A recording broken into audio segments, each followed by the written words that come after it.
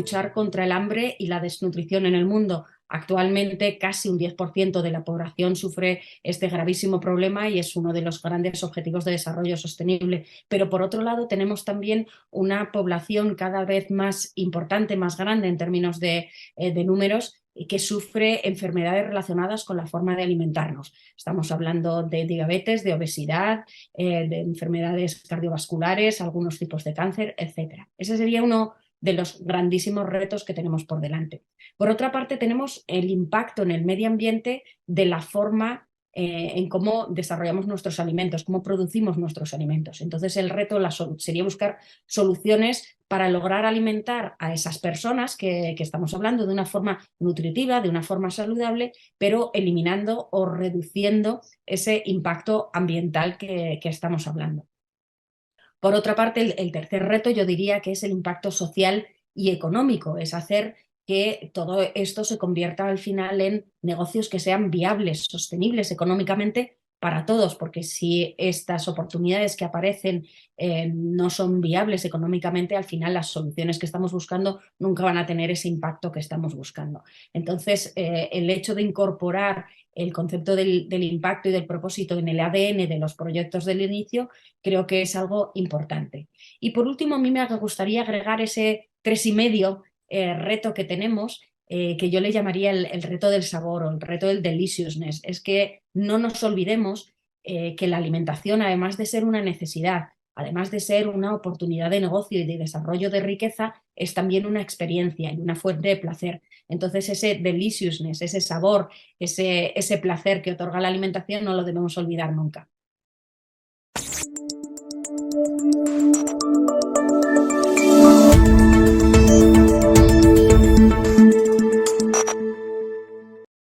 Una de las categorías o de las oportunidades que abre el FoodTech es la creación de lo que llamamos nuevas formas de cultivos. Esas nuevas formas de cultivo incorporan pues, cuestiones como ya teníamos conocidas, como los cultivos indoor, pero suficientemente automatizados, tecnologizados, como para que sean mucho más eficientes. Y luego, una de las características que tiene es que nos permite acercarlos a lugares donde a lo mejor pues, no era lo tradicional tener estos sistemas de cultivo. Entonces, por un lado tenemos en las partes urbanas que el objetivo que se tiene es de acercar la producción de los alimentos al consumidor final, allí donde está. Entonces, no todas las ciudades o no todas las áreas urbanas tienen la suerte, por ejemplo, de tener cerca de ellos entornos agrícolas que puedan nutrir de esos alimentos de cerca. Y la tecnología lo que permite es habilitar espacios poco comunes. Por ejemplo, lo estamos viendo en azoteas de supermercados, lo estamos viendo en antiguos garajes, incluso en contenedores que se pueden ubicar en zonas de la ciudad que van cambiando sus usos y que a lo mejor nos podemos preguntar cuál podría ser el uso nuevo que le demos, ¿no?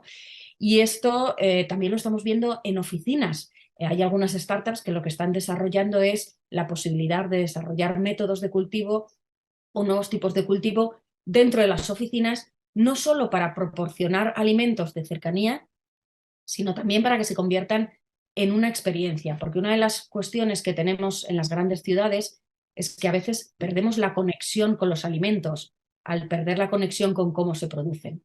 Entonces, es difícil que a lo mejor con esos cultivos en las ciudades o con esos urban farming podemos satisfacer todas las necesidades de una ciudad, pero sí podemos acercar la producción de los alimentos a los ciudadanos y que participen de alguna forma o sean más conscientes de cómo se producen y generar ese vínculo de valor entre el consumidor y las zonas de producción. Entonces ahí se están generando iniciativas bastante interesantes en espacios bastante singulares.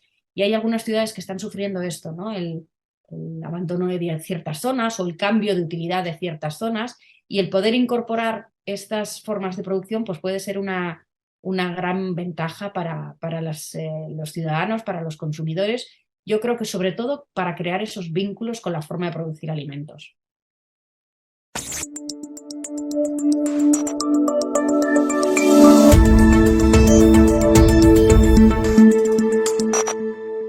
La trazabilidad digital lo que requiere es que digitalicemos desde el principio la cadena. ¿Eso qué significa? convertir todos los ítems que componen esa cadena de valor de la alimentación en ítems digitales, en ítems que se puedan seguir en un hilo digital continuo, frente a lo que ocurre ahora todavía, que tenemos mucho de esa información, muchos de esos datos en silos aislados. Mientras estén en silos aislados es muy difícil hacer esa trazabilidad, esa continuidad. Entonces, ahí intervienen muchas tecnologías, desde el Internet de las cosas, que nos permite sensorizar, por ejemplo, el campo, los animales en la ganadería, a los tradicionales sistemas de gestión de RP, sistemas de visión artificial que nos permiten hacer un seguimiento de los alimentos, hasta la tan nombrada blockchain. Pero lo imprescindible de todo es que logremos esa toma de datos lo más automatizada posible, porque eso es lo que va a permitir trabajar e incorporar otras tecnologías que lo hagan más eficiente, incluida la inteligencia artificial, incluido el blockchain. Así que lo importante para la trazabilidad es esa digitalización completa de extremo a extremo y que cada uno de esos segmentos o esos eslabones de la cadena pues tenga la misma fortaleza.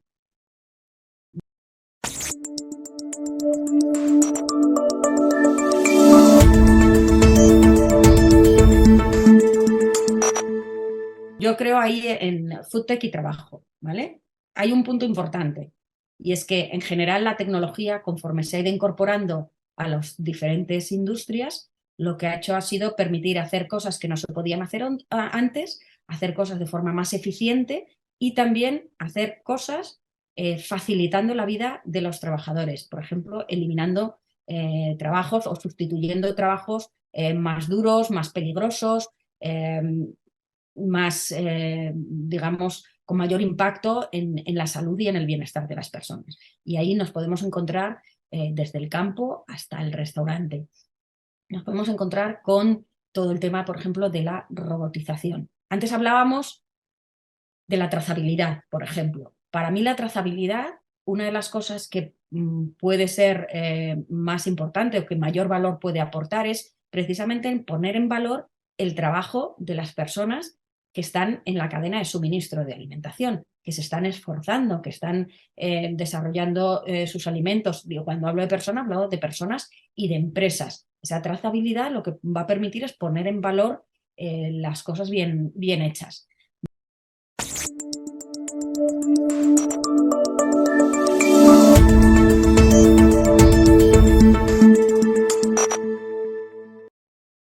Creo que algunas de las innovaciones que nos aporta la industria FoodTech en el desarrollo de nuevos alimentos y en el desarrollo de tecnologías orientadas hacia la personalización nos va a permitir, por un lado, que tengamos la oportunidad de disponer de una paleta de posibilidades en cuanto a elegir o configurar nuestra dieta mucho más amplia, con alimentos producidos con procesos tradicionales, ya sean artesanales o industriales, o con procesos novedosos o alternativos como los que estamos viendo ahora a partir del plant-based, la fermentación o los productos de cultivo celular.